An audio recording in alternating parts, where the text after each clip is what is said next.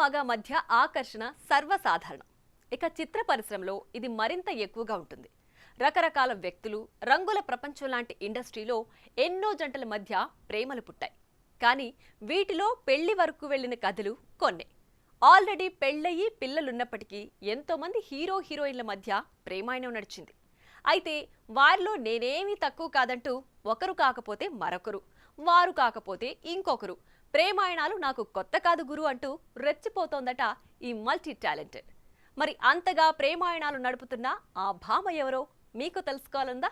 Let's have a look. ఇండస్ట్రీలో ప్రేమాయణాలు పలికించడాలు తేడా వస్తే బాయ్ బాయ్ చెప్పేయడాలు మనం చూస్తూనే ఉన్నాం. యూనివర్సల్ స్టార్ కమల్ హాసన్ కూతురిగా ఇండస్ట్రీకి ఎంట్రీ ఇచ్చిన ఈ సింగర్ కమ్ యాక్ట్రెస్ కి కూడా కెరీర్ మొదలైనప్పటి నుండి లవ్ ఎఫైర్లు కోకొల్లాలు అంటూ వార్తలు బాగా వైరల్ అయిన సంగతి తెలిసిందే. సౌత్ లోనే కాక బాలీవుడ్ లోనూ తనకంటూ స్పెషల్ క్రేజ్ తెచ్చుకున్న ఈ తమిళ భామ హీరోయిన్ గా సక్సెస్ కావడానికి మాత్రం చాలా కష్టపడిందని చెప్పాలి. ఆమె నటించిన సినిమాలు బాక్సాఫీస్ వద్ద బోల్తా కొట్టడంతో శృతిపై ఐరన్ లెగ్ ముద్ర పడింది. అనగనగా ఓ ధీరుడు, seventh sense, oh my friend వంటి సినిమాలు ఆమెకు నిరాశగానే మిగిల్చాయి. అయితే 2012లో పవర్ స్టార్ పవన్ కళ్యాణ్ హీరోగా వచ్చిన గబ్బర్ సింగ్ ఆమె కెరీర్ ని మార్చేసింది. ఇక ఆ తర్వాత టాలీవుడ్ సూపర్ స్టార్ మహేష్ బాబుతో వచ్చిన శ్రీమంతుడు, అల్లు అర్జున్ తో నటించిన రేసుగుర్రం వంటి వరుస హిట్ సినిమాలతో స్టార్ హీరోయిన్ గా సత్తా చాటింది. తెలుగుతో పాటు తమిళ్, హిందీలోనూ వరుస ఆఫర్లు దక్కించుకున్న ఈ అమ్మడు నటిగానే కాకుండా సింగర్ గా, కంపోజర్ గా వ్యవహరిస్తూ మల్టీ టాలెంటెడ్ అని నిరూపించుకుంది. అయితే కెరీర్ లో సక్సెస్ కొట్టిన శృతి హాసన్ పర్సనల్ లైఫ్ లో మాత్రం బోల్డ్ అని కాంట్రవర్సీలు తెచ్చిపెట్టుకుంది. ఇక ఈ ముద్దుగుమ్మ నడిపిన ప్రేమాయణాల్లో భారతీయులతో పాటు విదేశీయులు కూడా ఉన్నారండోయ్. శృతి ముఖ్యంగా కోలీవుడ్ స్టార్ హీరో ధనుష్ తో ప్రేమాయణం పలికించిందంటూ స్టార్ సింగర్ సుచిత్ర వీరి బంధంపై సంచలన వ్యాఖ్యలు చేశారు.